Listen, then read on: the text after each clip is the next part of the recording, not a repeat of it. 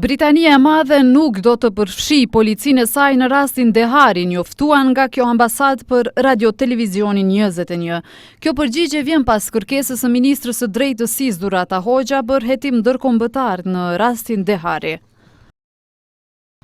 Ambasada britanike ka shqyrtuar me kujdes kërkesën e ministrës së drejtësisë Durata Hoxha, ku kërkohet mbështetje në lidhje me hetimin e rastit të vdekjes së Astrid Deharit. Ne kuptojmë ndjeshmërinë e rrethanave të vdekjes tragjike të Deharit. Çdo vdekje në paraburgim meriton hetim të kujdesshëm, andaj, duke marrë parasysh që ky rast nuk ka lidhje direkte me Britaninë, do të ishte papërshtatshme të përfshihet policia britanike. Është e rëndësishme që autoritetet e Kosovës të marrin përgjegjësinë dhe të kryejnë çdo hetim ose të shqyrtojnë rastin tërësisht dhe në mënyrë të paanshme dhe gjithashtu të sigurojnë transparencë për familjen dhe publikun. Ndërkohë, neglizhencat procedurale gjatë inspektimit në rastin Dehari ju ka kushtuar me suspendim 4 zyrtarëve të qendrës së paraburgimit në Prizren për fshirë ushtruesin e detyrës së drejtorit Destan Zogaj. Këtë vendim e mori Ministria e Drejtësisë, e cila njoftoi se gjatë inspektimit nuk ka gjetur asnjë veprim të institucionit që do të ishte nxitës apo shkaktari i vdekjes së Astrid Deharit, por siç thuhet janë identifikuar disa neglizhenca procedurale. Si pasojë e këtyre neglizhencave janë iniciuar procedura disiplinore ndaj një zyrtari korrektues, 2 mbikëqyrësve si dhe ushtruesit të detyrës së drejtorit, të cilit po ashtu i është çiptuar edhe masa e suspendimit si masë paraprake.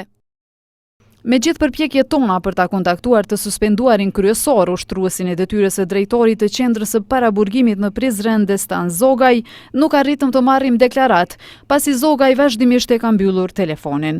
Ndërkohë, prindrit e Astrid Deharit nëpërmjet një kumtese bëjnë të ditur se nuk pranojnë hetim ndërkombëtar të rastit të djalit të tyre, pa dhënë dorëheqje të 2 ministrat. Kërkesa e ministrës së drejtësisë Durata Hoxha për një hetim ndërkombëtar është pranimi i saj për papërgjegjësinë dhe për paaftësinë e kësaj qeverie dhe të institucioneve shtetërore për ta ndriçuar rastin e zbuluar, shkaktarin e vdekjes së djalit ton.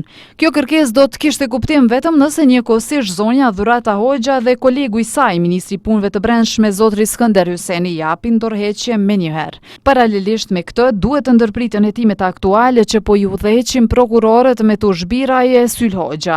Pa dorëheqje të këtyre 2 ministrave dhe pa ndërprerjen e hetimeve aktuale, ne si familje Dehari nuk pajtohemi për hetime ndërkombëtare, përkundër vlerësimit të lartë që kemi dhe reputacionit të lartë që ka Scotland Yardin.